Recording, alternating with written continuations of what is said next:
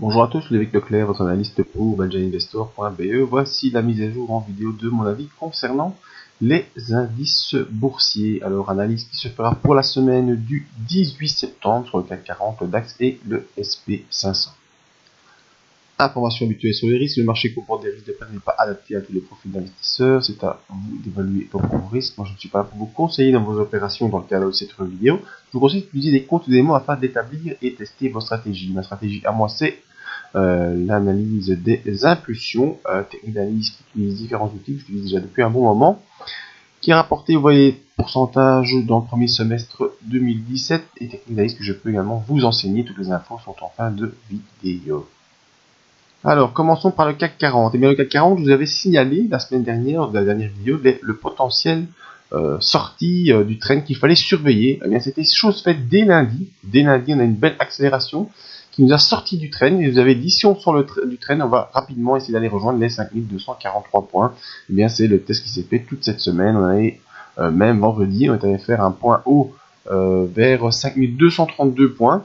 Donc presque rejoindre les 5243, mais vous voyez, on n'y est pas encore. On est pour l'instant juste en dessous de cette zone et qui n'attend qu'une chose, c'est d'être franchi.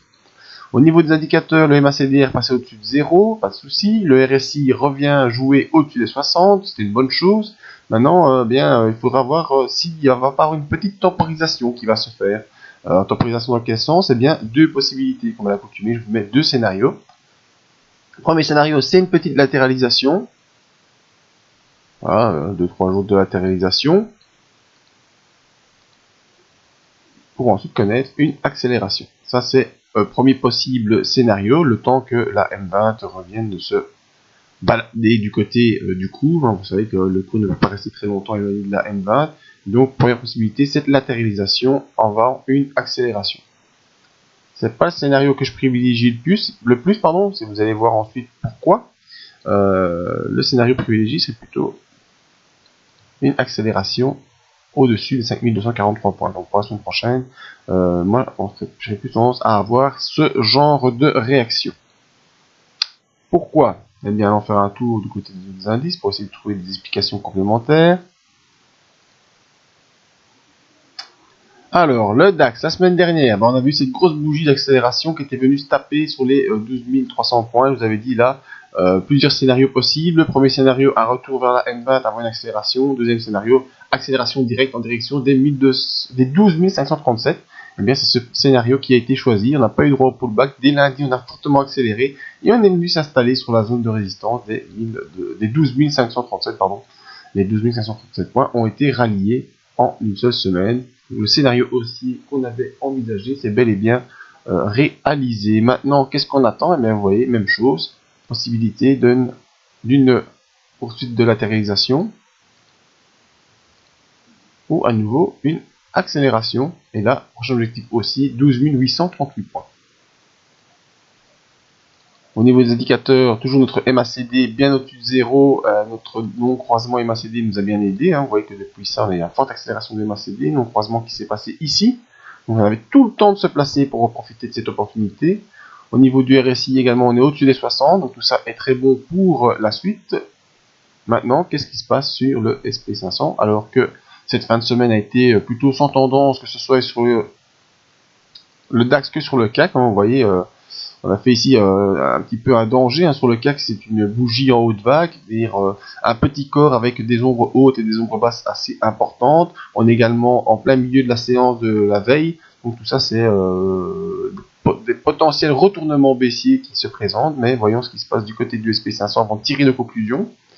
Et bien sur le SP500, même genre de semaine, une grosse semaine accélération au-dessus des deux résistances 2479-2468, on est sorti de cette zone, vous voyez zone qui nous tenait déjà depuis un bon moment. On a fait cette accélération et ici on est en train également en fin de semaine de faiblir, même si vous voyez qu'il y a des rachats qui se font chaque fois que le cours baisse un peu trop, bam bam bam, 3 jours on a eu des rachats.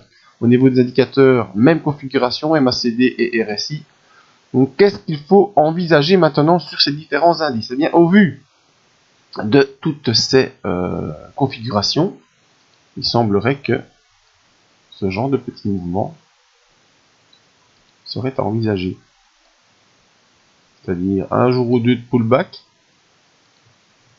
avant de reprendre, bien sûr, encore et toujours le chemin de la hausse, car je vous l'expliquais il y a plusieurs mois, on est sorti de la tendance baissière qui durait depuis 17 ans, et maintenant il faut prendre les impulsions à la hausse. Donc sur le SP500, première possibilité à envisager un retour sur le 2479 avant de réaccélérer au-dessus des 2500 points. Sur le CAC 40, eh bien, cette latéralisation pourrait pour une fois donner raison à un retour à la M20. Dire combler ici le mini gap, là il y en a encore un autre gap ici. Je pense pas qu'on va retourner jusque là-bas, en tout cas j'espère pas. J'espère surtout pas qu'on va retourner jusqu'ici. C'est vraiment pas une chose que j'envisage et que j'ai pas envie. Donc plutôt un petit pullback jusque là, avant une potentielle accélération au-dessus des 2543, avec un objectif à 2434. On n'y est pas encore. Il faudra d'abord s'affranchir de cette zone de résistance, tout comme sur le DAX où on a vu que on était venu sur cette zone de résistance, donc avant d'aller viser la suivante, puisque probablement soit latéralisation, soit petit retour vers la M20. Voilà, environ la moitié de la bougie d'accélération initiale. Donc ça nous fait lundi, mardi, peut-être mercredi, et ensuite réaccélération pour la fin de semaine et prolongation la semaine suivante au-dessus des 12 537 points. Donc voilà, ce sont les scénarios que j'envisage moi sur les indices. Peut-être une petite consolidation envisagée pour le début de la semaine, et ensuite fin de semaine on reprendrait le mouvement initial, direction vers la hausse, à moins que, comme à chaque semaine, ça nous fait mentir, on ait des grosses accélérations directement vers les objectifs, mais bon, ça m'étonnerait un petit peu, on ne monte pas en ligne droite comme ça, d'autant que les bandes de Bollinger sont déjà assez écartées, que la M20 est un peu loin, et donc il faudra plus que probablement consolider un petit peu en début de semaine sur ces indices avant de pouvoir réaccélérer. Voilà, si vous voulez venir voir mes autres analyses en vidéo, c'est ici. N'oubliez pas de faire vos analyses à la demande. Elles sont présentes ici aussi. Pour me contacter et faire vos demandes, c'est ici.